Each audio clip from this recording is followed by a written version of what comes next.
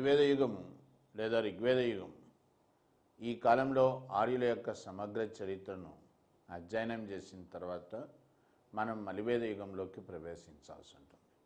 మలివేద యుగము అంటే క్రీస్తుపూర్వం 1000 నుండి 600 క్రీస్తుపూర్వం 600 వరకు ఆర్యుల యొక్క సామాజిక ఆర్థిక మరియు మత సాంస్కృతిక వ్యవహారాల్లో రంగాల్లో వచ్చినటువంటి మార్పులు అని అర్థం అన్నమాట. చరిత్రలో యుగాలు అనే పదాన్ని ఎందుకు వాడతామంటే కొన్ని ముఖ్యమైనటువంటి మార్పులు చోటు చేసుకున్నప్పుడు యుగము అనే పదాన్ని మనము ప్రయోగిస్తూ ఉంటాం.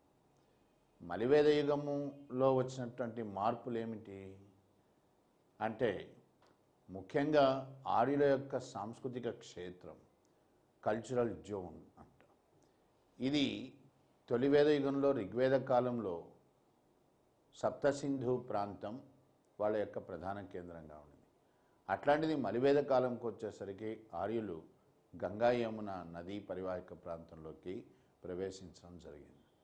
ఏ షిఫ్ట్ అంటాం, shift from the Saptasindhu region to Ganga Yamuna దో.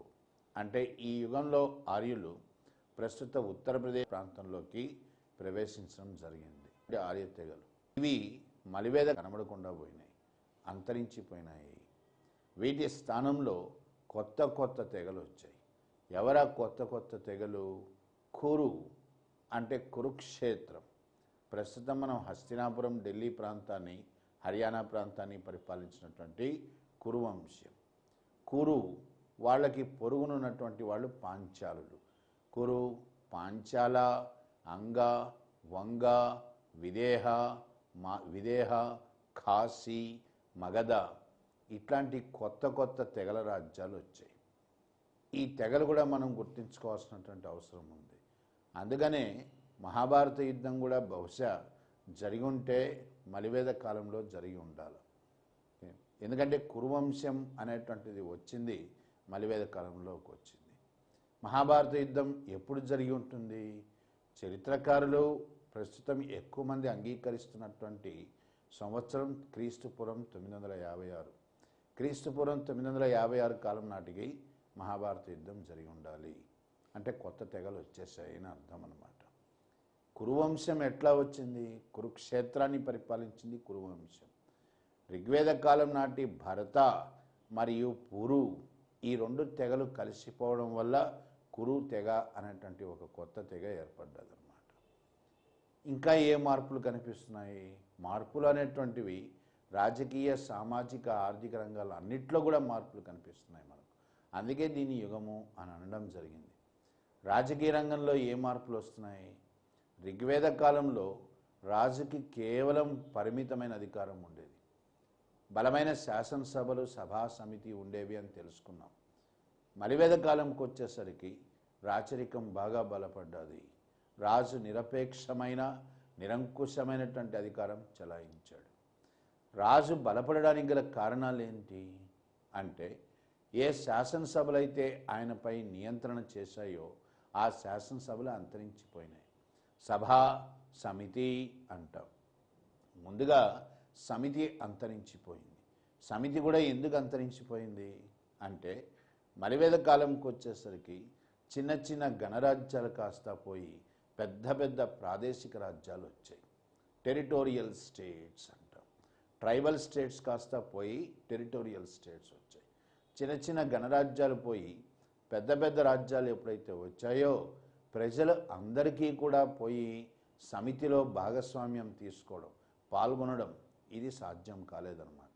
అంటే అక్కడ దూరం అనేది చాలా ముఖ్యమైన విషయం. ఈ దూరం అనే కారణం వల్లనే సమితి అనేటువంటిది అంతరించిపోయింది.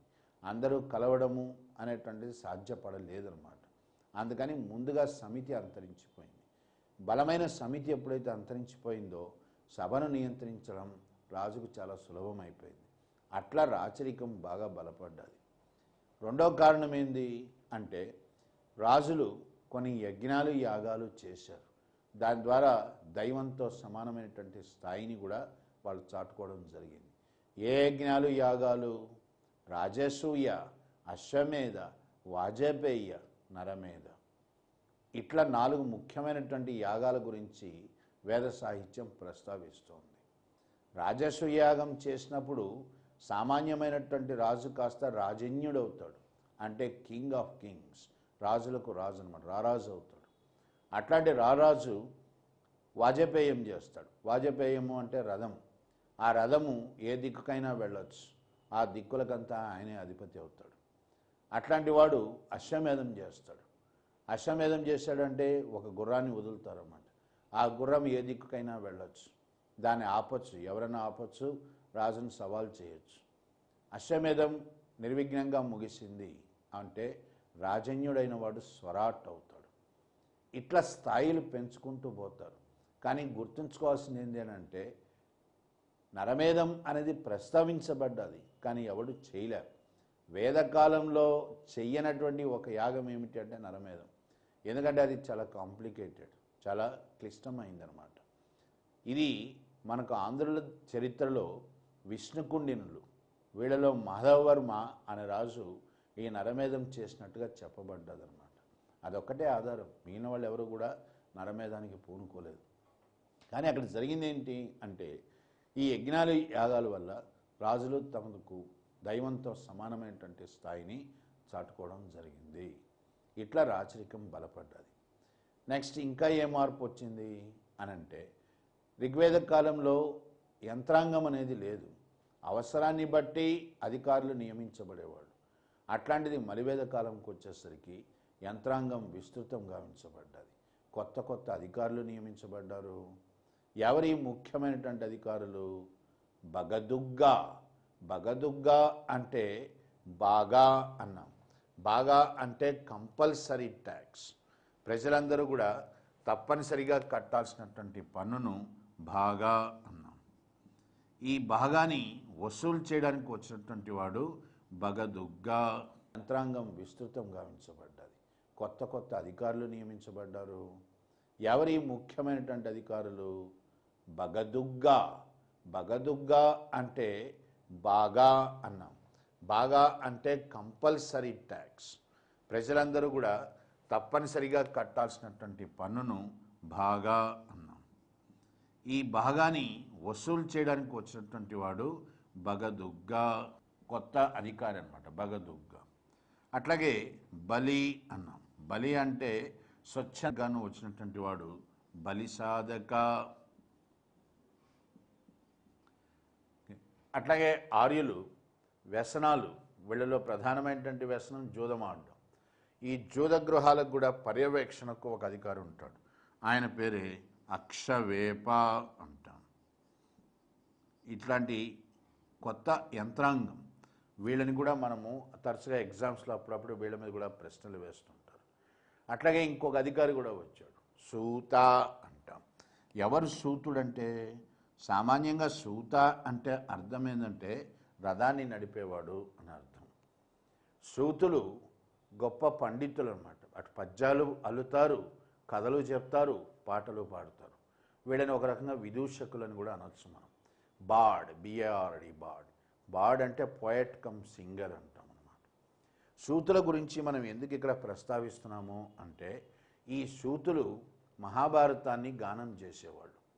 మహాభారతాన్ని వేదవ్యాసుడు రాయడం జరగలేదు.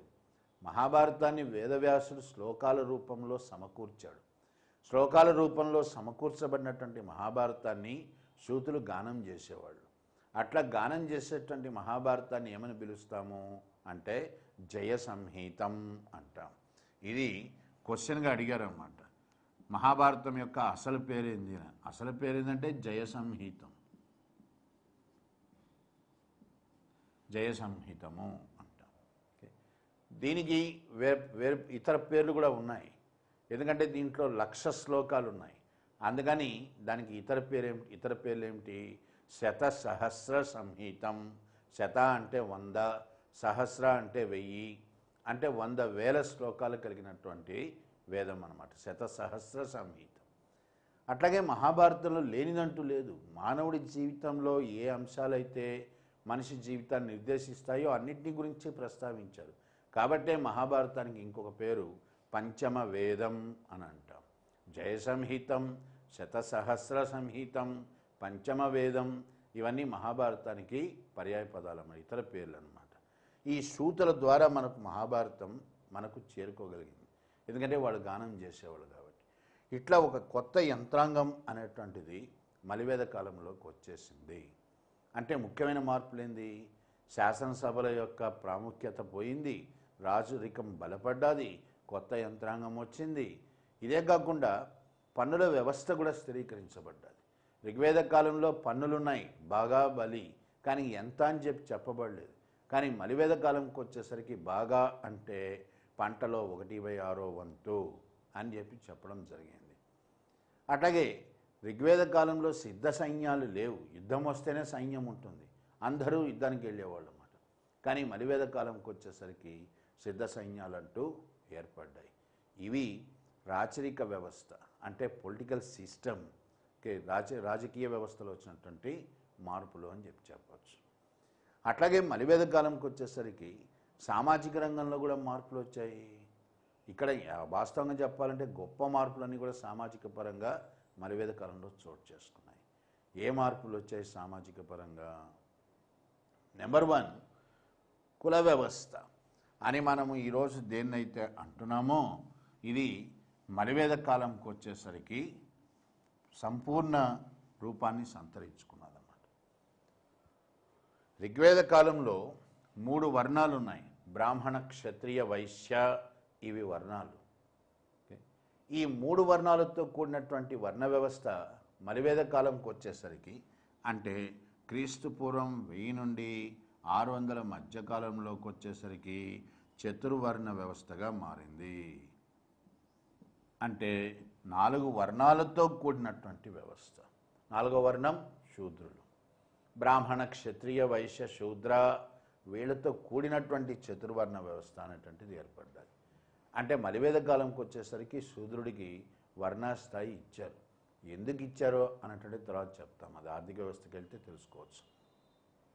రెండోది ఏంది ఇక్కడ ముఖ్యమైనటువంటి విషయము అంటే మలివేద కాలంకి వచ్చేసరికి ఈ చతుర్వర్ణ వ్యవస్థను నిర్వహించడానికి గాను వర్ణాశ్రమ ధర్మాలు అనేటువంటివి ప్రవేశపెట్టబడ్డాయి.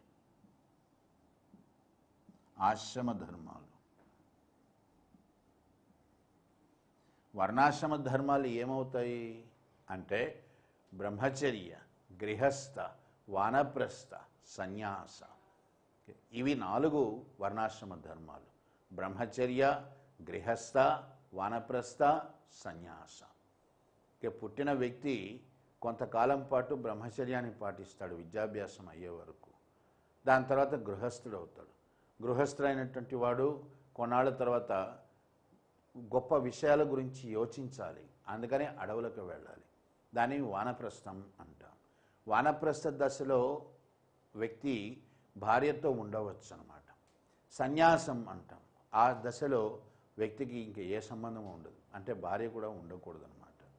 ఇట్లాంటి 4 వర్ణాశ్రమ ధర్మాలను మనం మొట్టమొదటిసారిగా మలివేద కాలంలో చూస్తాం. ఎగ్జామ్లో ఎట్లా అడుగుతున్నాడు క్వశ్చన్స్ అంటే ఈ 4 ఆశ్రమ ధర్మాలు ఎవరికి తప్పనిసరి? బ్రాహ్మణులకు 4 ఆశ్రమ ధర్మాలు తప్పనిసరి, క్షత్రియులకు మొదటి 3 అంటే క్షత్రియులు వర్ణాశ్రమ ధర్మాల్లో వానప్రస్థం వరకు వస్తారు. వైశ్యులు మొదటి 2 అంటే వైశ్యులు గృహస్థాశ్రమం వరకు వస్తారు. శూద్రులకు వర్ణాశ్రమ ధర్మాలు లేవు, అందుకనే శూద్రులు మోక్షానికి అర్హులు కాదు అని మలివేద సాహిత్యం ప్రకటించడం జరిగింది. మరి ఇవి వర్ణాశ్రమ ధర్మాలు అయితే దేంట్లో చెప్పారు వీటి గురించి? మొట్టమొదటిసారిగా వర్ణాశ్రమ ధర్మాలు అనేటువంటివి జబాలా ఉపనిషత్ అంటాం. జబాలా ఉపనిషత్తులో మొట్టమొదటిసారిగా ప్రస్తావించడం జరిగింది. ఇంకొక ప్రశ్న ఏమని అడిగారు? 4 బ్రాహ్మణులకు తప్పనిసరి అయితే ఏ వర్ణాశ్రమ ధర్మాన్ని ఎవరు ఎప్పుడు పాటించలేదు అని అడిగాడు ఎగ్జామ్లో. ఏ ఆశ్రమ ధర్మాన్ని ఎవరు పాటించలేదు? సన్యాసాన్ని. ఎందుకంటే సన్యాసం పాటించడం చాలా కష్టం కాబట్టి సన్యాసాశ్రమ ధర్మం తప్పనిసరి, కానీ బ్రాహ్మణులు కూడా ఎవరు దాన్ని పాటించలేదన్నమాట. ఇది వర్ణాశ్రమ ధర్మాల గురించి. అంటే ఒక కొత్త వ్యవస్థ వచ్చింది. ఎందుకు వస్తుంది ఇట్లాంటి సాంప్రదాయం వర్ణాశ్రమ ధర్మాలు అంటే వర్ణ వ్యవస్థను కాపాడడానికి ఆ రకమైనటువంటి ఆధిపత్యం చలాయించడానికి వీటిని ప్రవేశపెట్టడం జరిగిందనమాట. ఇంకా ఏ మార్పులు వస్తున్నాయి అంటే అంటరానితనము, గోత్ర విధానము, ద్విజులు అనేటువంటి కొత్త ఆలోచన విధానం, ఇవన్నీ కూడా మలివేద కాలంలో కనిపిస్తాయి. ఎవరు అంటరాని వాళ్ళు? చాలామంది అంటరాని వాళ్ళు అనగానే శూద్రులు అంటాం. శూద్రులు అంటరాని వాడు కాదు. శూద్రులు అనేటువంటి ఇంతకుముందే చెప్పుకున్నాం మనం. ఆర్యుల్లోనే శూద్రులు అంటే ఆర్యులే. ఆర్యులలో బ్రాహ్మణ, క్షత్రియ, వైశ్య కాకుండా మిగిలిపోయిన ఆర్యులు శూద్రులు. వాళ్ళు అంటరాని వాళ్ళు కాదు. ఓకే, అంటరాని వాళ్ళు ఎవరవుతారు? అంటరాని వాళ్ళు ఎవరవుతారు అంటే పుట్టుక ద్వారా అంటరాని వాళ్ళు, వృత్తి ద్వారా అంటరాని వాళ్ళు. ఎవరు మరి పుట్టుక ద్వారా అంటరాని వాళ్ళు? వేదకాలంలో వివాహ పద్ధతులు ఉంటాయి 2 రకాలు. అనులోమ, ప్రతిలోమ అంటాం. అనులోమ వివాహం, ఎగువ కులానికి చెందిన వ్యక్తి దిగువ కులానికి చెందిన స్త్రీని చేసుకుంటాడు. వారికి పుట్టినటువంటి పిల్లలు ఉంటారు. ఇది అనులోమ వివాహ పద్ధతి ద్వారా పుట్టినటువంటి పిల్లలు. వీళ్ళని ఏమంటాము అంటే వ్రత్య అంటాం. వ్రత్యులు వీళ్ళు అంటరాని వాళ్ళు. ఇక్కడ ఈ వివాహ పద్ధతి ద్వారా జన్మించినటువంటి సంతానానికి తండ్రి స్థాయి వస్తుంది, కానీ తల్లి దిగువ స్థాయి నుంచి వచ్చింది. అందుకని వాళ్ళ యొక్క రక్తం సగం అపవిత్రమైంది అని అర్థం. రక్తం అపవిత్రమైంది అంటే వారిని ముట్టుకోకూడదు అనేటువంటిది నియమం అన్నమాట అక్కడ. అట్లాగే ప్రతిలోమ వివాహము అంటే దిగువ కులానికి చెందినటువంటి వ్యక్తి ఎగువ కులానికి చెందిన స్త్రీని చేసుకుంటాడు. వారికి పుట్టినటువంటి సంతతి వీరిని ఏమంటాము అంటే చండాల అంటాం. చండాల అనే పదాన్ని మనం వాడకూడదు స్ట్రిక్ట్గా చెప్తే. ఎందుకు వాడకూడదు అంటే ఒక వ్యక్తి యొక్క పుట్టుకను కించపరిచే విధంగా ఉంటుంది ఆ పదం. అందుకని చండాల అని వాళ్ళని పిలవడం జరుగుతుందన్నమాట. ఈ ఇద్దరు పుట్టుక ద్వారా అన్టచబుల్స్, అంటే అంటరాని వాళ్ళు అవుతారు. అట్లాగే వృత్తులు ఉన్నాయి. కొన్ని వృత్తులను నీచ వృత్తులు అన్నారు. ఏ వృత్తులు అవి? కళేవరాలు, చనిపోయిన డెడ్ బాడీని తొలగించడం, మురికిని తొలగించడం, ఇట్లాంటివన్నీ ఉంటుందన్నమాట. ఈ వృత్తులు చేసేవాళ్ళని కూడా వ్యవస్థలోకి అనుమతించలేదన్నమాట. వాళ్ళని ఏమని పిలిచారు అంటే నిషాద, నిషేధించబడ్డవాడు. నిషాద. అంచెజ అంటే గ్రామాలకు బయట ఉండేవాడు. అంచ అంటే చివర. అంచెజ అంటే గ్రామాలకు బయట నివసించేవాడు. కిరాతుడు అంటే అనాగరికమైన ఆటవిక తెగలు. వీరిని కూడా వేద సమాజం నిషేధించింది. వీళ్ళని ముట్టుకోకూడదన్నది. ఇట్లా అంటరానితనము అనేటువంటిది మనకు 2 రకాలుగా మలివేద కాలంకి వచ్చేసరికి సమాజంలో తలెత్తింది. అట్లాగే గోత్ర విధానం. ఏమిటి గోత్ర విధానం అంటే? గోత్ర అనే పదానికి అర్థమైంది అని కూడా అడిగాడు. గోత్రము అంటే భాషాపరంగా గోత్ర అనే పదానికి అర్థమైంది అంటే ఆవులను నిలిపే ప్రదేశము అని అర్థం. సామాన్యంగా మన పరిభాషలో గోత్ర అనేటువంటిది ఏం చెప్తుంది అంటే వంశానికి మూల పురుషుడి పేరుని చెప్తుంది. ఇది ఎందుకు ప్రవేశపెట్టారు అట్లా అంటే గోత్ర విధానం యొక్క పరమోద్దేశం రక్తం యొక్క పవిత్రతను కాపాడడం, వర్ణాంతర వివాహాలను జరగనీయకుండా నిషేధించడం అన్నమాట. వర్ణాంతర వివాహాలను నిరుత్సాహపరచడం అందుకోసం పెట్టినటువంటిది. అంటే కుల వ్యవస్థలో అగ్రవర్ణాల ఆధిపత్యం చలాయించుకోవడానికి, దాన్ని కొనసాగించడానికి, వర్ణాంతర వివాహాలను అదుపులో ఉంచడానికి గోత్ర విధానం అనేటువంటిది ఒకటి ప్రవేశపెట్టారన్నమాట. అట్లాగే ద్విజ అన్నాం. ద్విజ జ అంటే పుట్టుక. ద్విజ అంటే 2 సార్లు పుట్టిన వాళ్ళు. ఎవరు 2 సార్లు పుట్టినటువంటి వాళ్ళు అంటే మొదటి 3 వర్ణాలు బ్రాహ్మణ, క్షత్రియ, వైశ్య వీళ్ళని ద్విజులు అంటారు. దాని అర్థం ఏంటంటే వీళ్ళు యజ్ఞోపవీతం, జంజం అంటాం, ఇది వేసుకోవడానికి అర్హత కలిగిన వాళ్ళు అన్నమాట. యజ్ఞోపవీతం ధరించాడు అంటే యజ్ఞయాగాలు, కర్మకాండలు చేయడానికి అర్హత కలిగిన వాళ్ళు అని అర్థం. మొదటి 3 వర్ణాలు మాత్రమే యజ్ఞోపవీతానికి అర్హులవుతారన్నమాట. శూద్రులకి ద్విజులు కాదు, వాళ్ళకి యజ్ఞోపవీతం ఉండకూడదు అనేది వేదమతం యొక్క నియమం అన్నమాట. అట్లా కొత్త పంతాలు, కొత్త సాంప్రదాయాలు, కొత్త ఆలోచన ధోరణులు వచ్చాయి. ఆధిపత్యాన్ని ప్రదర్శించుకోవడానికి ఉద్దేశించబడ్డవి ఇవన్నీ కూడా. ఋగ్వేద కాలంలో స్త్రీకి పరిపూర్ణమైన స్వేచ్ఛ ఉండేది అని అన్నాం. వితంతు పునర్వివాహాలు కూడా జరిగాయి. కానీ మలివేద కాలంకి వచ్చేసరికి స్త్రీ స్వేచ్ఛ అనేటువంటిది పూర్తిగా హరించబడ్డది. ఈరోజైతే మనము వేటినైతే దురాచారాలు అంటున్నామో, అంటే బాల్య వివాహాలు, సతీ సహగమనము, వరకట్నము, ఇవన్నీ కూడా మలివేద కాలంకి వచ్చేసరికి బాగా స్థిరపడిపోయినాయి.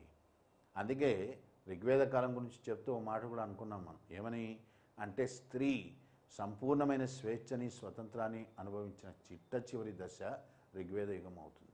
తర్వాత అంతా కూడా ఆమె స్వేచ్ఛ స్వతంత్రాలు హరించబడ్డాయి. అది జరిగింది మలివేద కాలంలో జరిగిందనమాట. అట్లాగే బహుభార్యత్వం, బహుభర్తృత్వం, పాలియాండ్రీ అంటాం.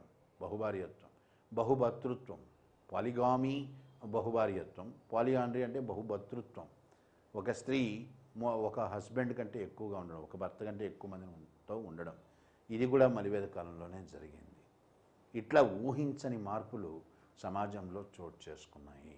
ఆనాడు ప్రారంభమైనటువంటి వ్యవస్థనే ప్రస్తుతం మనం కుల వ్యవస్థ అంటున్నాం. యాక్చువల్గా కుల అనే పదానికి అర్థం వేరని కూడా ఆల్రెడీ చెప్పాను నేను. సో ఇవి సమాజంలో ముఖ్యమైనటువంటి మార్పులు అన్నమాట. ఇక ఆర్థిక వ్యవస్థలో ఎట్లాంటి మార్పులు వచ్చాయి? మలివేద కాలంకి వచ్చేసరికి ఆర్థిక వ్యవస్థలో కూడా ఊహించినటువంటి మార్పులు వచ్చాయి. ఏ మార్పు అంటే, ప్రధానంగా ఇనుము యొక్క పరిజ్ఞానం అందుబాటులోకి వచ్చింది. సింధు నాగరికత కాలంలో వాళ్ళకి అన్ని లోహాల గురించి తెలుసు, ఒక్క ఇనుము తప్పించి అని అన్నాను. మలివేద కాలంకి వచ్చేసరికి అంటే క్రీస్తుపూర్వం 1000 నాటికి ఇనుము యొక్క పరిజ్ఞానము అందుబాటులోకి వచ్చింది. ఇనుము యుగము స్టార్ట్ అయింది. ప్రస్తుతం నడుస్తున్న లోహ దశ ఏంది అంటాం. ప్రస్తుతం నడుస్తున్న లోహ దశ కూడా ఇనుము యుగమే. క్రీస్తుపూర్వం 1000లో ప్రారంభమైన ఇనుము యుగము ఇప్పటికీ కొనసాగుతోందన్నమాట. ఈ ఇనుమును ఆర్యులు ఏమని పిలవడం జరిగింది? వేద సాహిత్యంలో ఇనుముని ఏమని పిలిచారు అంటే కృష్ణ ఆయాస్ అన్నారు. కృష్ణ ఆయాస్. కృష్ణ అంటే నల్లని, ఆయాస్ అంటే లోహము, నల్లని లోహము అంట. దీని వాడకం ప్రారంభమైంది. ఒక లోహం యొక్క వాడకం ప్రారంభమైతే వచ్చే మార్పులు కూడా కొంత మేరకు మార్పులు గణనీయంగా ఉంటాయన్నమాట. వాటి యొక్క పర్యవేక్షణాలు కూడా చాలా ఎక్కువగా కూడా ఉంటుందన్నమాట. దీన్నే మార్క్స్ వాదంలో, కార్ల్ మార్క్స్ వాదంలో మనం ఏమని చెప్పచ్చు అంటే ఎకనామిక్ డిటర్మినిజం అనొచ్చు, base and super structure analysis అని కూడా అంటాం. అంటే సాంకేతిక రంగంలో వచ్చేటువంటి మార్పులు ఆర్థిక వ్యవస్థను ప్రభావితం చేస్తాయి. ఆర్థిక వ్యవస్థలో వచ్చేటువంటి మార్పులు సమాజాన్ని, మతాన్ని, రాజకీయ వ్యవస్థని, చివరకు వ్యక్తి యొక్క స్థితినే మారుస్తాయన్నమాట. అంత స్థాయిలో ఇప్పుడు మార్పులు రావడానికి అవకాశం ఏర్పడ్డది. ఎప్పుడైతే ఇనుము పరిజ్ఞానము అనేది అంటే అందుబాటులోకి వచ్చిందో, ముందుగా వ్యవసాయం గణనీయంగా అభివృద్ధి చెందింది. మీకు చెప్పాము, ఋగ్వేద కాలంలో వ్యవసాయం చాలా పరిమితంగా ఉండేది. అట్లాంటిది మలివేద కాలంకి వచ్చేసరికి వ్యవసాయం గణనీయంగా పెరిగిపోయింది. ఎందుకంటే ఇనుము పరికరాలు అతి తక్కువ ధరకే అందుబాటులోకి వస్తున్నాయి. మహాభారతంలో కూడా మనకు విస్తృతంగా వ్యవసాయం జరిగినట్టుగా సందర్భాలు ఉన్నాయి. కృష్ణుడు, అర్జునుడు కలిసి కాండవ దహనం చేశారు. విదేహ మాధవుడు అనేటువంటి ఒక రాజు తన యొక్క మందీ మార్బలంతో వ్యవసాయ క్షేత్రాలు వెతుక్కుంటూ తూర్పు దిక్కుగా వెళ్ళాడు అని చెప్పి వేద సాహిత్యం చెప్తోంది. అంటే విస్తృతమైన వ్యవసాయం జరుగుతోంది అని అర్థం అన్నమాట. అది ఎందుకు వచ్చింది అంటే ఇనుము పరిజ్ఞానం అందుబాటులోకి వచ్చింది. దీనివల్ల ఏమైందనంటే అప్పటి వరకు కూడా అగ్రవర్ణాల మీద ఆధారపడినటువంటి శూద్రులు స్వతంత్రులైనారు. ఎందుకంటే ఇనుము అతి తక్కువ ధరకే అందుబాటులోకి వస్తుందన్నమాట. ఎక్కడ పట్టినా దొరుకుతుంది ఇనుము. కాబట్టి తక్కువ ధరకే పనిముట్లు వచ్చాయి. తక్కువ ధరకు పనిముట్లు ఎప్పుడైతే వచ్చాయో శూద్రులు ఎగువ కులాలపై ఆధారపడాల్సిన పరిస్థితి లేకుండా పోయింది. ఎందుకంటే శూద్రులు శారీరక శ్రమకు వెరవరు, కష్టపడి పనిచేస్తారు. కాబట్టి వాళ్ళు వ్యవసాయదారులైనారు. అంతకుముందు వరకు ఉన్న పరిస్థితి ఏంది అంటే సమాజంలో అన్ని వర్గాలు వ్యవసాయంలో ఉండేవి. క్షత్రియులు కూడా భూమిని దున్నుకునేవాళ్ళు, బ్రాహ్మణులు వ్యవసాయం చేయక తప్పేది కాదు.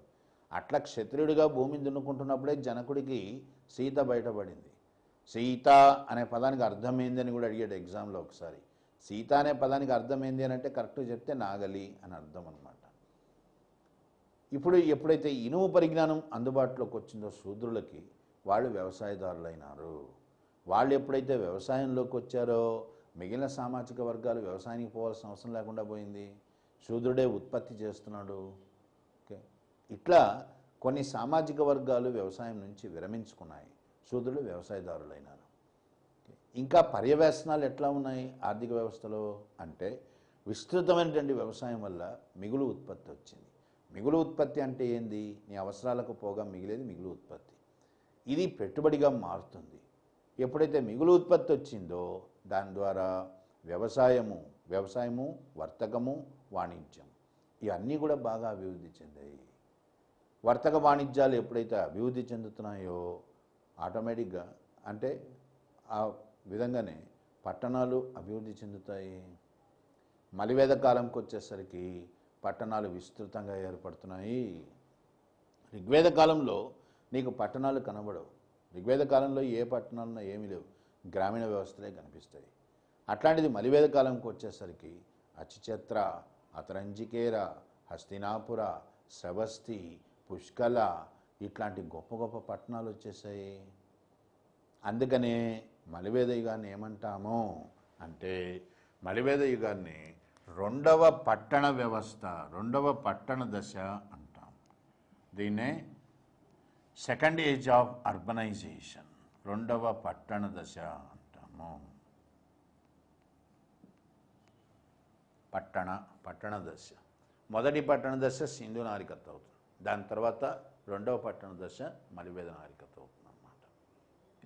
ఇంకా ఏ మార్పులు చోటు చేసుకుంటున్నాయి అని అంటే, ఎప్పుడైతే ఆర్థిక వ్యవస్థ విస్తరిస్తుందో, వర్తకము, వాణిజ్యము అభివృద్ధి చెందుతున్నాయో, వర్తక సంఘాలు, చేతి వృత్తుల వారి సంఘాలు ఇవి ఏర్పడ్డాయి.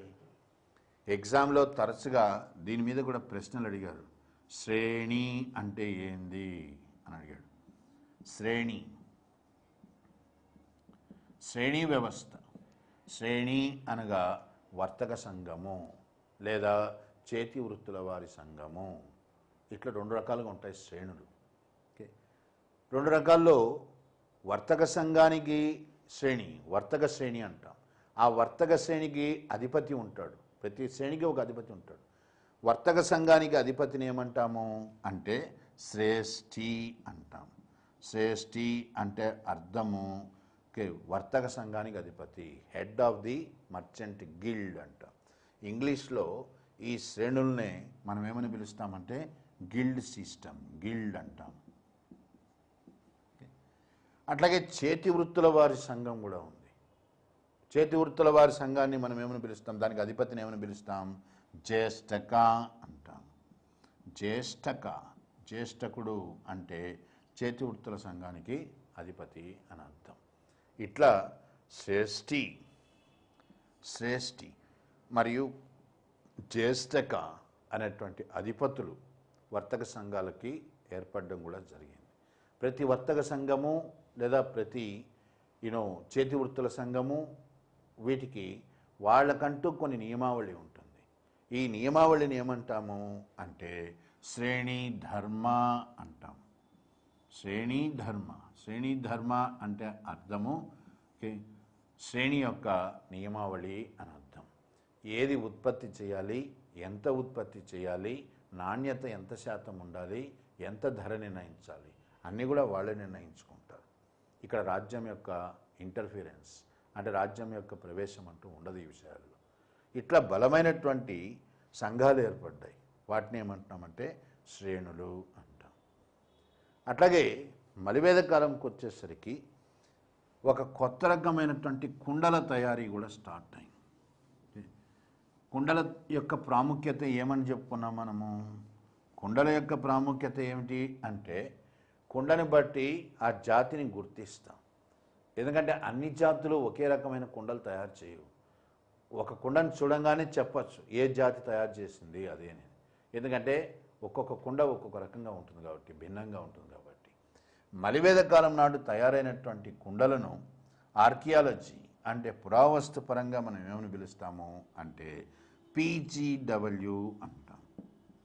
అంటే పెయింటెడ్ గ్రేవేర్ అంటాం. ఓకే, గోధుమ రంగు కుండలు అన్నమాట.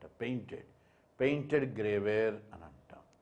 ఓకే, ఇది శాస్త్రీయపరమైనటువంటి నామం అన్నమాట. మలివేద కాలం నాటి కుండలకు ఇవ్వబడినటువంటి పేరు అన్నమాట. క్రీస్తుపూర్వం 1000 నుంచి 600 మధ్యలో బలివి. ఓకే, సింధనారికత కుండలను ఏమని పిలిచాం మనము?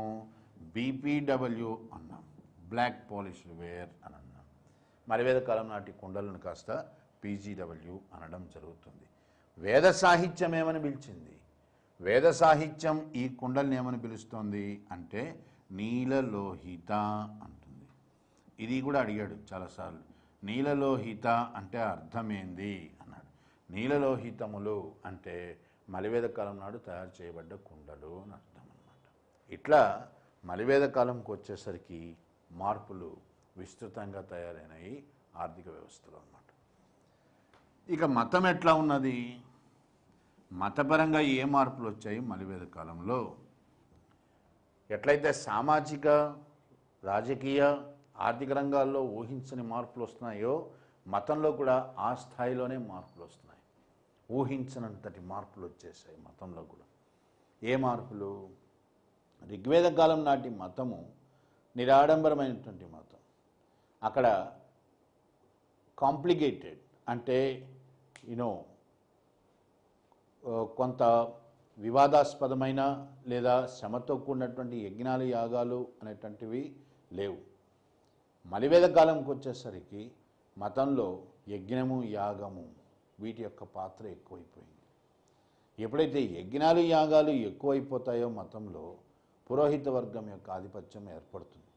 ఎందుకంటే పురోహితుడు లేకుండా మనం యజ్ఞం, యాగం నిర్వహించలేం కాబట్టి. పురోహితాధిపత్యం ఎప్పుడైతే ఏర్పడ్డాదో మతముపై బ్రాహ్మణాధిపత్యం ఏర్పడ్డట్టయింది. ఋగ్వేద మతం అందరికీ అందుబాటులో ఉండేది. ప్రార్థన చేయడానికి పురోహితులు అవసరం లేదు, కళ్ళు మూసుకొని ప్రార్థన చేయొచ్చు. కానీ మలివేద కాలంకి వచ్చేసరికి యజ్ఞాలు, యాగాల యొక్క ప్రాధాన్యత పెరిగిపోయింది. దాంతో మతం పైన బ్రాహ్మణాధిపత్యం పెరిగింది. దేన్నైతే మనం ఋగ్వేద మతము, వేద మతం అంటున్నామో అది కాస్త బ్రాహ్మణ మతంగా మారిపోయింది.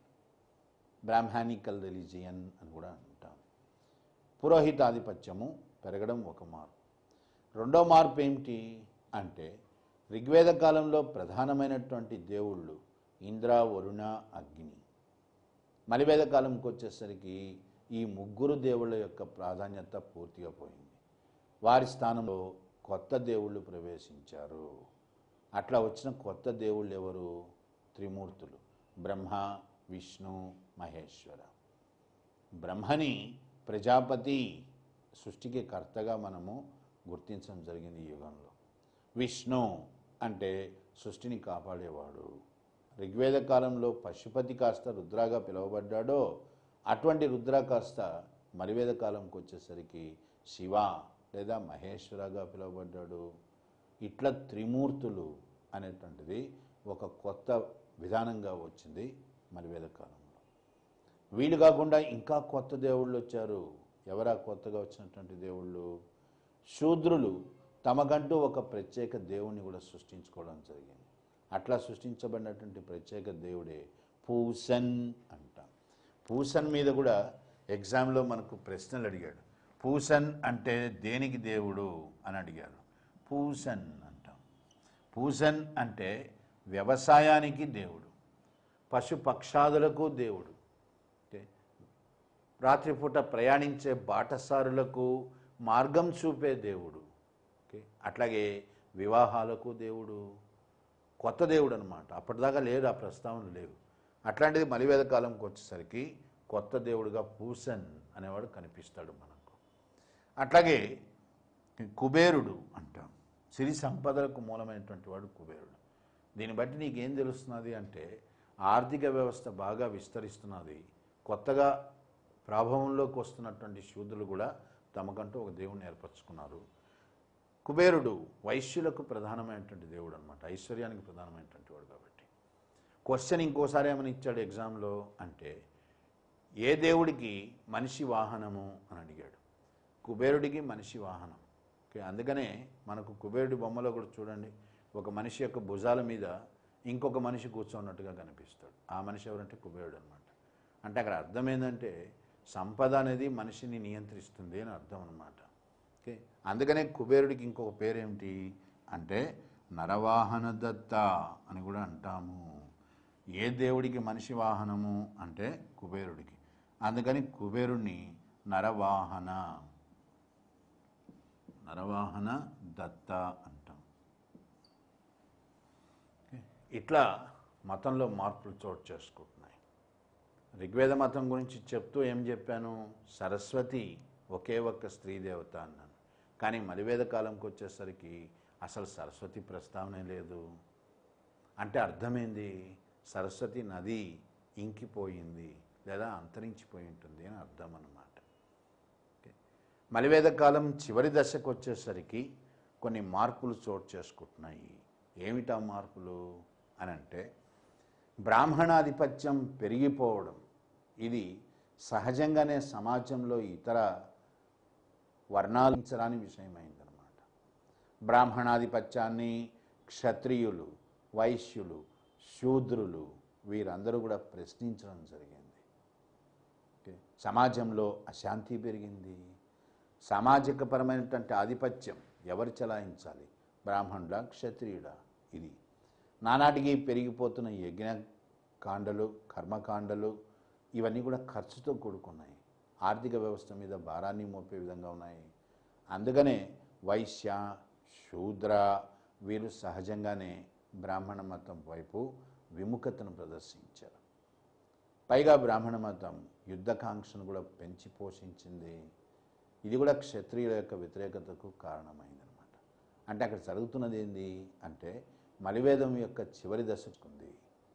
ఈ అశాంతి నుంచే సంస్కరణోద్యమాలు అంటాం. నెక్స్ట్ చాప్టర్ అదే మనకు. ఈ సంస్కరణోద్యమాలే బౌద్ధము, జైనము ఇవి ఆవిర్భవించాయన్నమాట. వాటి గురించి మనం ప్రత్యేకంగా ప్రస్తావిస్తాం. ఈ టాపిక్ ముగించే లోపల ఆల్రెడీ దీని గురించి చెప్తున్నప్పుడే చెప్పాను. దీంట్లో మనకి ఎగ్జామినేషన్ పరంగా అతి ముఖ్యమైనటువంటిది ఏంటి అంటే వేద సాహిత్యము అంట. ఓకే, తొలివేద యుగము, మలివేద యుగము వీటి మీద అంత తరచుగా ప్రశ్నలు రావడం లేదు. కానీ వేద సాహిత్యం మీద మాత్రము ఒకవేళ ఇవ్వడం అంటూ జరిగితే చాలా ప్రముఖంగా ఇస్తారనమాట. వేద సాహిత్యం చాలా ముఖ్యమైనటువంటి చాప్టర్ అవుతుంది. మరి దేన్ని వేద సాహిత్యం అంటాము? వేద సాహిత్యం ప్రధానంగా రెండు రకాలు. శృతి అంటాం మొదటిది, రెండోది స్మృతి అంటాం.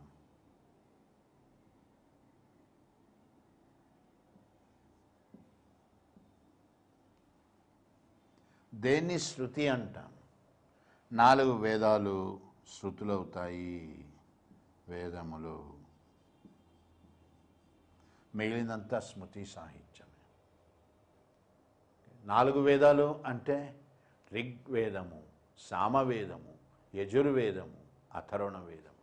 4 వేదాలు శృతి సాహిత్యం. ఇవి కానిది అంటే బ్రాహ్మణ, అరణ్యక, ఉపనిషత్తులు, వేదాంగములు, 6 వేదాంగాస్, 6 వేదాంగములు, 4 ఉపవేదములు, ఇవన్నీ కూడా స్మృతి అంటాం, స్మృతి సాహిత్యం అంటాం. మొట్టమొదటిగా మనం డీల్ చేయాల్సింది శృతి సాహిత్యం. అంటే 4 వేదాలతో మనము ముందుగా ప్రస్తావించాల్సి ఉంటుందన్నమాట. ఏమిటి 4 వేదాలు? వీటిని శృతులు అని అంటామా, ఇంకా వేరే పర్యాయ అంటే వేరే పదాలు కూడా ఉన్నాయి. శృతి, శృతి అంటే తనకు తానుగా చెప్పబడ్డది అని అర్థం అన్నమాట. రివీల్డ్ వన్స్ అంటాం. గొప్ప యోగులకి, గొప్ప గొప్ప ద్రష్టలకి, యోగ ద్రష్టలకి వాళ్ళ యొక్క ధ్యాన స్థితిలో వాళ్ళకి ఏమి స్ఫురించిందో, ఏమి తట్టిందో జ్ఞానంగా దాన్ని వాళ్ళు భద్రపరిచారు. ఓకే, దానికి కర్త అంటూ ఎవరు లేరు. అందుకనే వేదాలు రాయబడలేదు అని చెప్పి. వేద సాహిత్యం మనకి ఎగ్జామినేషన్ పరంగా చాలా ముఖ్యమైనదని చెప్పి చెప్తున్నాము. దీంట్లో మనకు ప్రధానమైనటువంటి భాగాలు 2. ఒకటి ఏమిటంటాము అంటే శృతి అంటాం.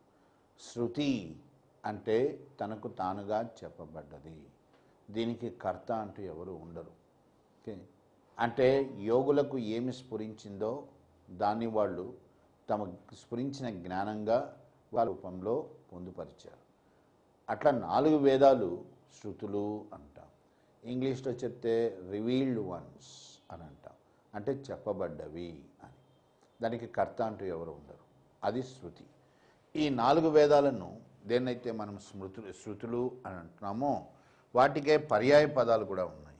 ఏమిటి ఇతర పదాలు అంటే సంహితములు అంటాం.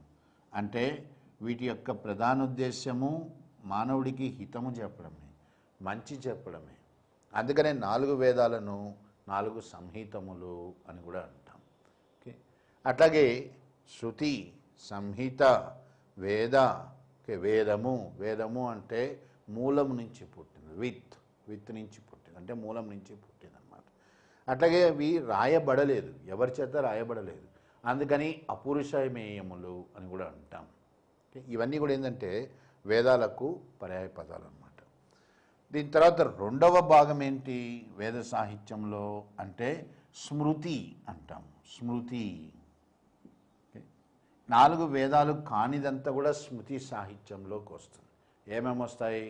బ్రాహ్మణ, అరణ్యక, ఉపనిషత్తులు, మరియు 6 వేదాంగములు, 4 ఉపవేదములు, ఇవన్నీ కూడా స్మృతి సాహిత్యంలో భాగాలు అన్నమాట. అది తర్వాత మనం ప్రస్తావిస్తాం. ముందుగా 4 వేదములలోకి వస్తే మొట్టమొదటిది ఋగ్వేదము అంటాం. ఋగ్వేదం యొక్క ప్రాముఖ్యత ఏమిటి, దీని గురించినటువంటి సమాచారం ఏమిటి అంటే ఋగ్వేదం మొత్తము కూడా శ్లోకాలమయం. ఓకే, ఎన్ని శ్లోకాలు ఉన్నాయి అంటే మొత్తము 1025 శ్లోకాలు ఉన్నాయి. మొట్టమొదటి వేదము ఋగ్వేదం. ఇందులో ఉండేటువంటి శ్లోకాల సంఖ్య 1025. 1025 శ్లోకాలతో ఉన్నటువంటి ఋగ్వేదాన్ని ఇంతకుముందు ఆల్రెడీ ప్రస్తావించాను. 10 భాగాలుగా విభజించాం. 10 భాగాలుగా అంటే ఎన్ని భాగాలుగా, ఎన్ని మండలాలుగా? 10 మండలాలు. దాంట్లో మొదటి మండలము 10వ మండలం. ఈ 2 మాత్రము మలివేద కాలానికి చెందినవి. మలివేద కాలంలో సమకూర్చబడి ఋగ్వేదానికి జత చేశారు. వాస్తవంగా ఋగ్వేదంలో ఉండేటువంటిది 8 మండలాలే. ఈ మండలాల్లో మొత్తం కూడా అంటే మొత్తం 10 మండలాల్లో కూడా మనకు కనబడుతున్నది ఏంటి అంటే ఈ 1025 శ్లోకాలు. అంటే ఇక్కడ ఏ రూపంలో దీన్ని సమకూర్చడం జరిగింది అంటే పద్య రూపంలో, పద్యాలు శ్లోకాల రూపంలో ఉంటుందన్నమాట. కొన్ని పుస్తకాల్లో 1018 శ్లోకాలు అని అంటాం. అట్లా కూడా ఎందుకు వచ్చింది అంటే 7 శ్లోకాలు ఋగ్వేదానికి సామవేదానికి కలిపి ఉంటాయన్నమాట. ఆ 7 తీసేస్తే 1018 అవుతుంది, అంతే తేడా. వాస్తవానికి ఉండేటువంటిది 1025 అనమాట. 10 మండలాలుగా విభజించబడ్డది. ప్రతి వేదానికి కూడా ఒక ఉద్దేశ్యం, థీమ్ అంటూ ఉంటుంది. ఋగ్వేదం యొక్క ప్రధాన ఉద్దేశం ఏంటి అంటే ప్రార్థన. పలు దేవుళ్ళ ప్రస్తావన ఉంటుంది. అందరి కూడా శక్తి రూపాలే.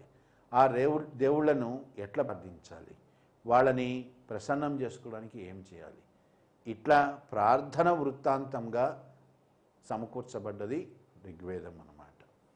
దీని యొక్క ప్రాధాన్యత ఏమిటి అంటే 4 వేదాల్లో అతి ముఖ్యమైనది అంటాం. ఇది కూడా క్వశ్చన్స్ అడిగినటువంటివే. 4 వేదాలు ఋగ్వేదము, సామవేదము, యజుర్వేదము, అథర్వణ వేదము. ఈ 4ంట్లో అతి ముఖ్యమైనది ఏంది అంటే ఋగ్వేదం. ఎందుకు అంటే పరిపూర్ణమైంది, దాంట్లో ప్రస్తావించబడిన అంశం అంటూ ఏమీ లేదు కాబట్టి అది అతి ముఖ్యమైనది అని చెప్పచ్చు. రెండోది ఏంది అంటే ప్రపంచ సాహిత్యంలో మొట్టమొదటి గ్రంథం ఏంది, first text in world literature. Text అంటే అది గ్రంథ రూపంలో లేదు, ఓకే, కానీ సంపూర్ణమైందనమాట. అందుకని దాన్ని first text in world literature అని అంటాం. అట్లాగే ఇంతకుముందే చెప్పాను, ఆర్యుల భాషలు ఏమిటంటే ఇండో యూరోపియన్ భాషలు. ఓకే, ఇండో యూరోపియన్ భాషలు అంటే ఐరోపా, మధ్య ఆసియా, భారతదేశంలో సంస్కృతము భాషలు, ఇవన్నీ కూడా ఇండో యూరోపియన్ భాష కిందకి వస్తాయన్నమాట. ఇండో యూరోపియన్ భాషా కుటుంబానికి చెందినటువంటి మొట్టమొదటి గ్రంథం ఏది అంటే కూడా ఋగ్వేదమే అవుతుంది. ఈ ఋగ్వేదంలోనే మనకు పరమ పవిత్రమైనటువంటి మంత్రంగా మనము ఈరోజు పాటిస్తున్నటువంటి గాయత్రి మంత్రము ఋగ్వేదంలో అంతర్భాగము. అట్లాగే ఋగ్వేదంలోనే భరతఖండము, భారత్, భరతవర్ష, జంబుద్వీప అనేటువంటి పదాలు కూడా పదే పదే ప్రస్తావించబడ్డాయి. ఇది ఋగ్వేదం యొక్క ముఖ్యమైనటువంటి సమాచారం అన్నమాట. వేద సాహిత్యంలో ప్రతి వేదానికి కూడా ఒక పురోహితుడు ఉంటాడు, ఒక బ్రాహ్మణుడు ఉంటాడు. అందరు బ్రాహ్మణులు అన్ని వేదాలు ఉచ్చరిస్తారు, కానీ స్పెషలైజేషన్ అంటే ఒకదాన్నే ప్రధానంగా ఎంచుకుంటారు. అట్లా ఋగ్వేదాన్ని ఉచ్చరించేటువంటి బ్రాహ్మణుని ఏమని పిలుస్తాము అని అంటే హోత్రి అంటాం. హోత్రి అనేటువంటి బ్రాహ్మణుడు ఋగ్వేదాన్ని ఉచ్చరిస్తాడు. ఓకే, ఇది ముఖ్యంగా మనం గుర్తుంచుకోవాల్సింది. ఓకే, ఋగ్వేదం తర్వాత రెండవ వేదం వచ్చేసి సామవేదం. సామవేదం యొక్క ముఖ్యమైనటువంటి థీమ్, ప్రధాన ఉద్దేశం ఏంది అంటే సామవేదం యొక్క ఉద్దేశము ఛందస్ అంటాం. ఛందస్ అంటే అర్థమైంది. ఛందస్ అంటే ఇంగ్లీష్లో మీటర్ అంటారు, ఎంఈటిఆర్. మీటర్ అంటే కొలమానము అని కూడా అనొచ్చు. కరెక్ట్గా చెప్తే గొంతు ఎట్లా స్వరాన్ని పెంచాలి, మనం స్వరాన్ని ఎట్లా తగ్గించాలి, స్వరానికి సంబంధించింది అనమాట మీటర్ అంటే. ఇక్కడ కొలమానము దానికి సంబంధించింది అనమాట. అంటే సామవేదం ఏం చెప్తుంది, ఒక పదాన్ని రాగయుక్తంగా ఎట్లా పలకాలి అని చెప్పేది సామవేదం. అందుకనే సామవేదం మొత్తము కూడా రాగాలమయము, వెరీ ఇంపార్టెంట్.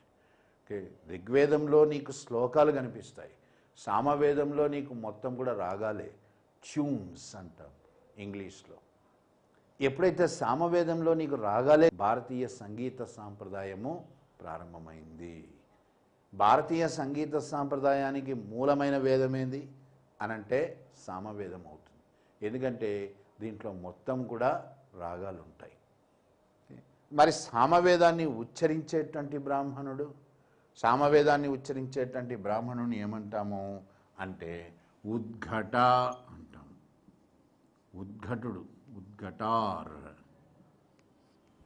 ఉద్ఘటార్ అంటే సామవేదాన్ని ఉచ్చరించేటువంటి బ్రాహ్మడు అని అర్థం అన్నమాట. నెక్స్ట్ మూడవ వేదం ఏంది? మూడవ వేదము యజుర్వేదము అంటాం. యజుర్వేదం మొత్తము కూడా ప్రోస్ అంటే గద్య రూపంలో లిఖించబడ్డది. ఋగ్వేదమేమో పద్యం, సామవేదమేమో రాగం, యజుర్వేదమేమో గద్య రూపంలో లిఖించబడ్డది. అంటే రాయబడలేదు, సమకూర్చబడ్డది. యజుర్వేదం యొక్క ప్రధానోద్దేశం ఏంది అంటే యజ్ఞయాగాలు, కర్మకాండలు ఇవి ఎట్లా చేయాలో చెప్పేది యజుర్వేదం అన్నమాట. ఎప్పుడైతే యజ్ఞయాగాలు ఉన్నాయి, అనార్యులకు యజ్ఞయాగాలు ఉన్నాయి. అందుకనే యజుర్వేదం రెండు భాగాలుగా విభజించబడ్డది. శుక్ల అంటాం, శుక్ల యజుర్వేదము అంటే ఇది ఆర్యులకు సంబంధించినటువంటి యజ్ఞయాగాలు, కర్మకాండలు వీటిని ప్రస్తావిస్తుంది అన్నమాట. వైట్ యజుర్వేద. శుక్ల అంటే తెల్లని, ఆర్యులు తెల్లని వర్ణం కలిగిన వాడు కాబట్టి శుక్ల యజుర్వేదం అంటాం. అట్లాగే కృష్ణ యజుర్వేదం. కృష్ణ అంటే నల్లని. కృష్ణ యజుర్వేదం వచ్చేసి అనార్యులకు సంబంధించినటువంటి కర్మకాండలు వీటి గురించి ప్రస్తావిస్తుంది. ఓకే, మరి యజుర్వేదాన్ని ఏ బ్రాహ్మణుడు ఉచ్చరిస్తాడు? యజుర్వేదాన్ని ఉచ్చరించేటువంటి బ్రాహ్మణుని ఏమంటాము అంటే అధ్వర్యు అంటాం. అధ్వర్యు అంటే ఆధ్వర్యం వహించేవాడు. ఒక యజ్ఞానికి కానీ యాగానికి కానీ ఆయన ఆధిపత్యంలో నిర్వహించబడడం జరుగుతుంది అని అర్థం అన్నమాట. అందుకని అతన్ని అధ్వర్యు అంటాం. ఇది యజుర్వేదానికి సంబంధించినంతవరకు. చిట్ట చివరి వేదం, నాలుగవ వేదం వచ్చేసి అథర్వణ వేదం.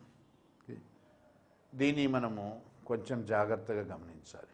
ఎందుకంటే క్వశ్చన్స్ ఎట్లా ఇచ్చారు ఎగ్జామ్లో అంటే చాలా కాలం పాటు వేదంగా గుర్తించబడని వేదం ఏంది అన్నాడు.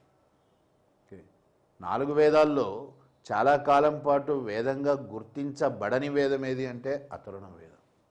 ఎందుకు దాన్ని వేదంగా గుర్తించలేదు? కారణాలు 2. ఒకటి, ఇది కంప్లీట్గా మొత్తం కూడా అనార్యులకు చెందింది. అనార్యులకు చెందింది కాబట్టి ఆర్యులు దీన్ని వేదంగా గుర్తించడానికి సిద్ధపడలేదు. ఒకటి. రెండోది, దీని యొక్క థీమ్, దీంట్లో ప్రధాన ఉద్దేశం ఏంటి అంటే మనం క్షుద్ర విద్యలు అంటాం ఈరోజు ఇంగ్లీష్లో, which craft, sorcery plus magic అంటాం. అంటే బాణామతి, చిల్లంగి ఇట్లా అంటుంటాం. అంటే భూత ప్రేత పిశాచాలు, వీటిని ఎట్లా మేల్కొల్పాలో చెప్తుంది అథర్వణ వేదం. దీంట్లో కొన్ని శ్లోకాలు, పొందుపరచబడ్డ శ్లోకాలు ప్రేతాత్మలకు ఉద్దేశించబడ్డవన్నమాట.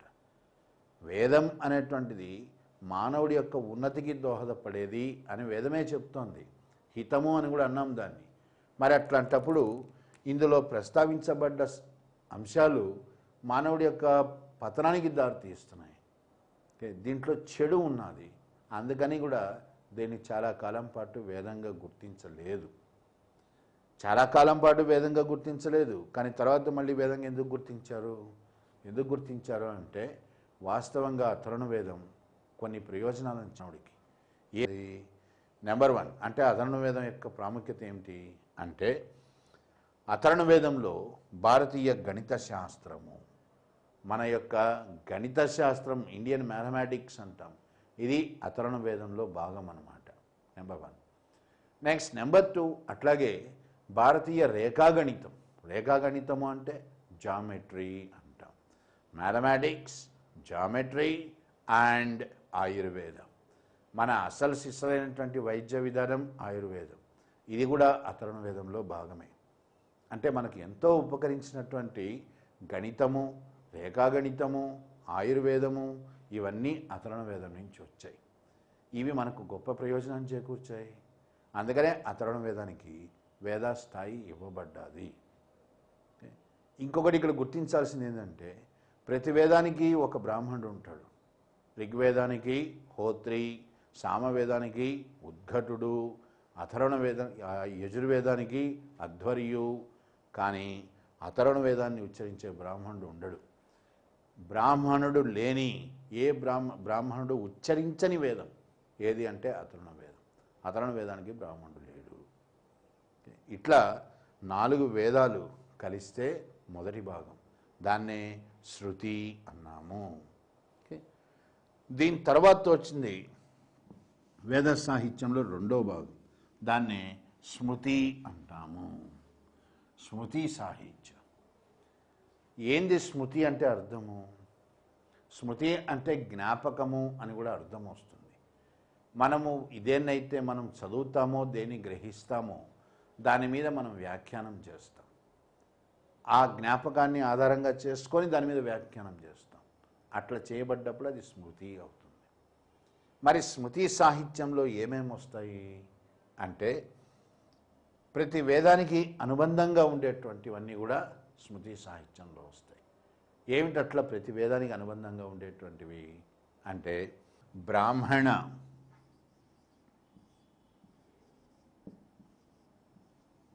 అరణ్యక, ఉపనిషత్, ఇవి అనుబంధంగా ఉంటాయి. ప్రతి వేదానికి కూడా బ్రాహ్మణాలు ఉంటాయి, అరణ్యకములు ఉంటాయి, ఉపనిషత్తులు ఉంటాయి. బ్రాహ్మణములు ఇవి దేని గురించి చెప్తాయి అంటే మళ్ళీ అదే సేమ్ థీమ్ అన్నమాట. యజ్ఞము, యాగము ఎట్లా చేయాలో చెప్పేవి బ్రాహ్మణాలు. బ్రాహ్మణాల యొక్క ముఖ్యోద్దేశం యజ్ఞయాగాలు. అరణ్యకములు ఇవేం చెప్తాయి అంటే అరణ్యవాసం, అడవుల్లో జీవితం ఎట్లా గడపాలా అని చెప్పేది అరణ్యకములు. ఉపనిషత్తులు ఇవి చాలా ముఖ్యం మనకు ఎగ్జామినేషన్ పరంగా. ఎట్లాంటి క్వశ్చన్స్ అడిగాడు? ఎన్ని ఉపనిషత్తులు ఉన్నాయి అని అడిగాడు. దాదాపుగా 108 ఉపనిషత్తులు ఉన్నాయి. ఉపనిషత్తులు ప్రతి వేదానికి చివరిలో కనిపిస్తాయి. అందుకనే ఉపనిషత్తులని వేదాంతము అంటాము. వేదాంత.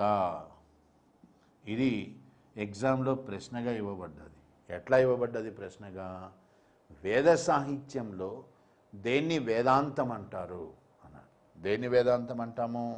ఉపనిషత్తుల్ని. ఎందుకంటే వేదాలకు చివర కనిపిస్తాయి కాబట్టి. అది భారతీయ తత్వశాస్త్రం అంటే ఇండియన్ ఫిలాసఫీ, దానికి మూలం ఉపనిషత్తులు అన్నమాట. మన వేదాంతం అంతా కూడా ఉపనిషత్తుల ఆధారంగానే వచ్చింది. మరి ఉపనిషత్తులు దేని గురించి డీల్ చేస్తాయి, ప్రస్తావిస్తాయి? ఉపనిషత్తుల యొక్క సారాంశం ఏమిటి అంటే మెటాఫిజిక్స్ అంటాం. ఏంది మెటాఫిజిక్స్ అంటే? కొన్ని కంటికి కనిపించనివి ఉంటాయి, ఓకే, తర్కానికి కూడా అందనివి ఉంటాయి అన్నమాట. అట్లాంటి వాటిని గురించి ప్రస్తావించేది ఉపనిషత్తులు. అంటే కరెక్ట్గా అర్థం అయ్యి కానటువంటి విషయాలు కొన్ని ఉంటాయి, వాటి గురించి ప్రస్తావిస్తాయి. అంటే ఎట్లాంటి విషయాలు? సావు అంటే ఏంది, పుట్టుక అంటే ఏంది, మంచి అంటే ఏంది, చెడు అంటే ఏంది, సృష్టి అంటే ఏంది, సృష్టి ధర్మం అంటే ఏంది, ఇట్లాంటి వేదాంతపరమైనటువంటి అంశాలు, వాటినే మెటాఫిజిక్స్ అంటాం. ఇవన్నీ కూడా ఉపనిషత్తుల్లో భాగం అన్నమాట. ఎగ్జామ్లో మనకి ఎట్లాంటి ప్రశ్నలు ఇచ్చాడంటే, ఏ ఉపనిషత్ చావు గురించి ప్రస్తావిస్తుంది అని అడిగాడు. చూడండి, కఠోపనిషత్. కఠోపనిషత్ చావు గురించి ప్రస్తావిస్తుంది. మరణం అంటే ఏంది? కఠోపనిషత్తులో నచకేత అనేటువంటి శిష్యుడు తండ్రిని అడుగుతాడు, తండ్రి చావు అంటే ఏంది? నచకేతుడికి యముడికి మధ్య ఒక సంవాదం జరుగుతుంది. యముడు నచకేతుడికి ప్రశ్నలకు సమాధానం చెప్తాడు. ఇవన్నీ కూడా క్వశ్చన్స్ అడిగాడు ఒకప్పుడు. యముడికి నచకేతుడికి మధ్య జరిగే సంభాషణ ఏ ఉపనిషత్తులో కనిపిస్తుంది అని. అది కఠోపనిషత్. ఆల్రెడీ మీకు ఒక ఉపనిషత్తు గురించి చెప్పాను, బృహదారణ్యకో. ఇది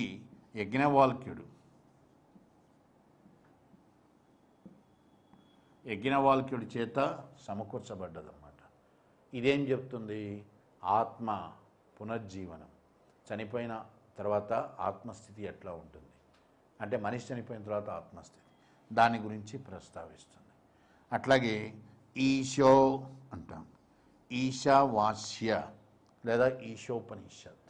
దీంట్లో సృష్టి అంటే ఏంది అనేది వివరించబడ్డది. ఇవే కాక కొన్ని ఉపనిషత్తులు మన పురాణ దైవాలు, పురాణ పురుషులు, పురాణ దైవాలు, వీళ్ళ గురించి కూడా ప్రస్తావిస్తాయి. ఎట్లాంటి ఉపనిషత్తులు అంటే ఛందోగ్య ఉపనిషత్. ఇందులో కృష్ణుడి యొక్క బాల్యం గురించి ప్రస్తావించబడ్డది. కృష్ణుడు అంటే ఎవరు అని ప్రస్తావించినటువంటి మొట్టమొదటి ఉపనిషత్ ఛందోగ్య ఉపనిషత్. అట్లాగే శ్వేతస్వతారోపనిషత్.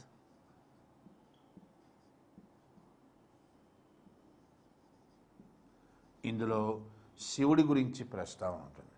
శివుడు అంటే ఎవరు, వారి గురించినటువంటి వర్ణనంతా శ్వేతస్వతారలో ఉంటుంది. అట్లాగే కేనోపనిషత్. ఇందులో శివుడి యొక్క భార్య అయినటువంటి ఉమా లేదా పార్వతి, ఆమె ప్రస్తావన ఉంది. ఇట్లా దేవుళ్ళు దేవతల ప్రస్తావనలు కూడా ఉపనిషత్తుల్లో ఉంటాయి. ఇవి కాక ఉపనిషత్తుల్లో మనకు గొప్ప గొప్ప ఆలోచనలు, రిఫైన్డ్ ఐడియాస్, అత్యున్నతమైనటువంటి ఆలోచనలు కూడా ప్రస్తావించబడడం జరుగుతుంది. ముఖ్యంగా మన దేశం యొక్క నినాదం, అవర్ ఇండియన్ స్లోగన్ సత్యమేవ జయతే అంటాం. సత్యమేవ జయతే మనకు ముండకోపనిషత్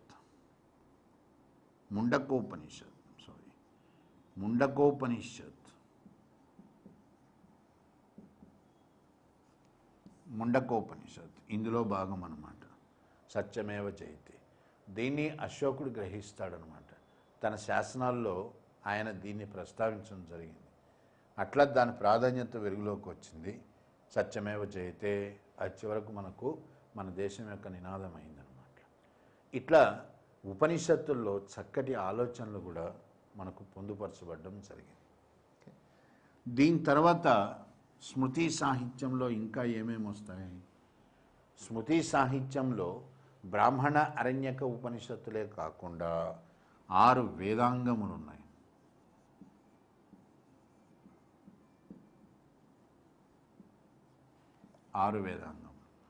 ఈ 6 వేదాంగముల యొక్క ఉద్దేశం ఏంటంటే వేదాలను మనం ఎట్లా చదవాలి, ఎట్లా అర్థం చేసుకోవాలి, అందుకు ఉపయోగకరిస్తాయన్నమాట. అంగములు లిమ్స్ అంటాం ఇంగ్లీష్లో. అంగాలు కరెక్ట్గా సమకూరకపోతే శరీరాకృతికి అర్థం ఉండదు. అట్లాగా వేదాంగముల యొక్క సహకారం లేకుండా మనం వేదాన్ని మనం అర్థం చేసుకోలేమన్నమాట, కరెక్ట్గా చూడలేము వేదాన్ని. అందుకని దాన్ని అంగములు అంటాం. మరి ఏమేమి వస్తాయి వేదాంగముల్లోకి? నెంబర్ 1 ఎటిమాలజీ అంటాం ఇంగ్లీష్లో. ఓకే, ఎటిమాలజీ అంటే పదము యొక్క పుట్టుకను అధ్యయనం చేసేటువంటి శాస్త్రం. ఓకే, దీన్నే సంస్కృతంలో ఏమని పిలుస్తారు అంటే 6 వేదాంగములు. 6 వేదాంగముల యొక్క ప్రధానోద్దేశము వేదాలను సరైనటువంటి కోణంలో సరైన అర్థం స్ఫురించేలా మనము అర్థం చేసుకోవడానికి ఉపకరించేటువంటివి అని అర్థం అన్నమాట. దీంట్లో మొట్టమొదటిది నిర్యుక్తం. నిర్యుక్త అంటే ఇంగ్లీష్లో ఎటిమాలజీ అంటాం. ఎటిమాలజీ అంటే అర్థం ఏంటి అంటే పదాల పుట్టుకను అధ్యయనం చేయడం. ఒక పదం ఎట్లా పుడుతున్నది అనేటువంటిది ముందు మనం గ్రహించాలన్నమాట. రెండోది పదము పుట్టిన తర్వాత శిక్ష అంటాం. శిక్ష అంటే ఇంగ్లీష్లో ఫొనెటిక్స్ అంటాం, ఉచ్చారణ. పదం ఎట్లా పుట్టిందో తెలుసుకోవాలి, పదాన్ని ఎట్లా ఉచ్చరించాలో తెలుసుకోవాలి. అట్లా ఉచ్చారణకు ఉపయోగించేటువంటి శాస్త్రము శిక్ష. దాని తర్వాత ఛందస్ అంటే ఆల్రెడీ ఇంతకుముందు చెప్పాను, మీటర్ అన్నాం, వాల్యూమ్. ఒక పదాన్ని హై పిచ్లో ఎట్లా ప్రయోగించాలి, లో పిచ్లో ఎట్లా ప్రయోగించాలి, అంటే దాని స్వరాన్ని ఎట్లా పెంచాలి తగ్గించాలి అని చెప్పేది ఛందస్. నెక్స్ట్ వ్యాకరణ. వ్యాకరణం అంటే గ్రామర్ అంటాం. ఓకే, వ్యాకరణం లేకుండా మనకు భాషకు అర్థం లేదనమాట. అట్లాగే కల్ప అన్నాం.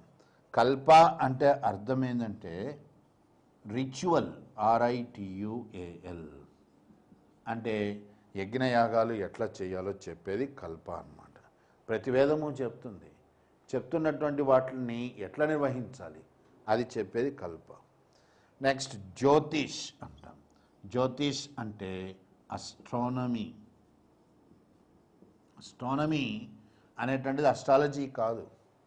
అస్ట్రాలజీకి అస్ట్రానమీకి తేడా ఉంది. అస్ట్రానమీ అంటే గ్రహాల కదలికలను అధ్యయనం చేసే శాస్త్రం. అస్ట్రానమీకి మ్యాథమెటిక్స్ ఎప్పుడైతే కలుపుతామో, అంటే గణితాన్ని కలుపుతామో, అప్పుడు అది అస్ట్రాలజీ అవుతుంది. అంటే ఫలితాల కోసం మనం అధ్యయనం చేస్తే దాన్ని అస్ట్రాలజీ అంటాం. అట్లాగాక గ్రహాల కదలికలను అధ్యయనం చేస్తే అది అస్ట్రానమీ అవుతుందన్నమాట. ఇట్లా 6 వేదాంగాలు ఉన్నాయి. ఈ 6 వేదాంగాల్లో అతి ముఖ్యమైనది ఏంది అంటే 5వదైనటువంటి కల్ప. ఇది చాలా ముఖ్యమైనటువంటిది. ఎందుకు కల్ప చాలా ముఖ్యమైనటువంటిది అంటే అసలు యాగము యజ్ఞము ఎట్లా చేయాలో చెప్తుంది. అందుకని కల్ప ముఖ్యమవుతుంది ఒకటి. రెండోది కల్ప ప్రాధాన్యతను అర్థం చేసుకోవాలి. ఇక్కడ మనం కల్ప మొత్తము కూడా సూత్రాలమయం, అంటే ఫార్ములాస్. ఒక యజ్ఞాన్ని తయారు చేయాలంటే కొన్ని సూత్రాలు పాటించక తప్పదనమాట. అందుకని కల్పశాస్త్రం మొత్తం కూడా సూత్రాలమయం. కల్ప 3 భాగాలుగా విభజించబడుతుంది. ఏమిటా 3 భాగాలు అంటే గృహసూత్రములు అంటాం. ఈ గృహసూత్రాలనే ధర్మసూత్రములు అని కూడా అంటాం. నువ్వు ఏమేం చేయాలి, ఏ రకమైన యజ్ఞం చేయాలా యాగం చేయాలా పొద్దున్నుంచి సాయంకాలం లోపల అది చెప్పేది గృహసూత్రాలు లేదా ధర్మసూత్రాలు. రెండోది శృతసూత్రములు.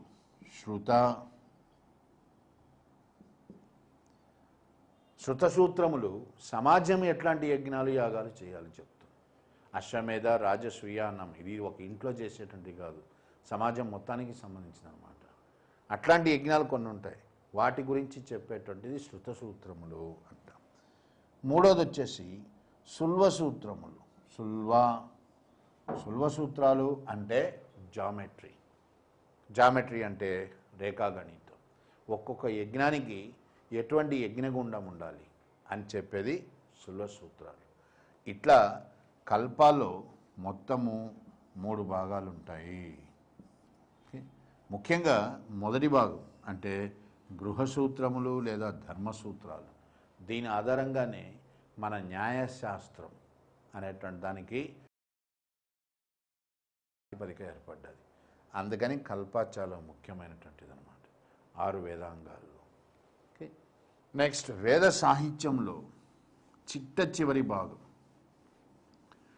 చివరి భాగం ఏమంటాము అంటే 4 ఉపవేదములు అంటాం. ఏమిటి 4 ఉపవేదాలు? ఈ 4 ఉపవేదాల యొక్క ప్రధానోద్దేశం ఏమిటి అంటే మానవుడి జీవితం సుఖవంతంగా ఉండాలి మరియు సురక్షితంగానూ ఉండాలి. అందుకు ఏమేమి అవసరం అవుతాయో చెప్తాయి. 4 వేదాల్లో మొట్టమొదటిది మనకు చాలా ముఖ్యమైనటువంటిది ఆయుర్వేదం. ఆయుర్వేదము మన వైద్య విధానానికే మూలం అన్నమాట, భారతీయ వైద్యానికి. జీవనంలో అతి ముఖ్యమైనటువంటిది ఏంటంటే ఆరోగ్యవంతమైన జీవితం అన్నమాట. దాని గురించి చెప్పేటువంటిది ఆయుర్వేదం. రెండోది ఏంది అంటే శిల్ప అంటాం. శిల్ప అంటే మనలో గొప్ప కళాత్మకమైనటువంటి నైపుణ్యం ఉంటుంది, దృష్టి ఉంటుంది. దానికి ప్రతిరూపాన్ని సృష్టించడం. ఓకే, శిల్ప అంటే స్కల్ప్చర్, శిల్పమే స్కల్ప్చర్ అంటాం ఇంగ్లీష్లో. అది దేనికి సంబంధించింది అంటే మన కళాత్మకమైన దృష్టికి నిదర్శనం అన్నమాట. దాన్ని ఎట్లా పెంపొందించుకోవాలి, ఎందుకంటే దాని ద్వారా నీకు ఒక గొప్ప మానసికపరమైనటువంటి తృప్తి కలుగుతుంది కాబట్టి. అట్లాగే మూడోది ధనుర్వేద అంటే ఆర్చరీ అంటాం. ఓకే, గొప్ప విలుకాడికి కావాల్సింది అంటే ముందు ఏకాగ్రత కావాలి. ఏకాగ్రతను ఎట్లా పెంచుకోవాలి, కరెక్ట్గా మన టార్గెట్ గమ్యాన్ని ఎట్లా చేరాలి, దాని గురించి చెప్పేటువంటిది ధనుర్వేదం అన్నమాట. నెక్స్ట్ నాలుగోది గంధర్వ వేదం అంటే సంగీతం. ఎందుకంటే మనిషి జీవితానికి సంగీతం చాలా ముఖ్యం అన్నమాట. మనలో నిరాశ నిస్పృహకు తావు లేకుండా జీవితాన్ని ఉత్తేజవంతంగా తయారు చేస్తుందన్నమాట. ఇట్లా 4 ఉపవేదాలకు 4 ఉద్దేశాలు ఉన్నాయి. దానివల్ల మానవుడి జీవితం సుఖప్రదంగా ఉంటుంది, సంతోషదాయకంగా ఉంటుంది. ఇవన్నీ కూడా వేద సాహిత్యంలో భాగాలన్నమాట.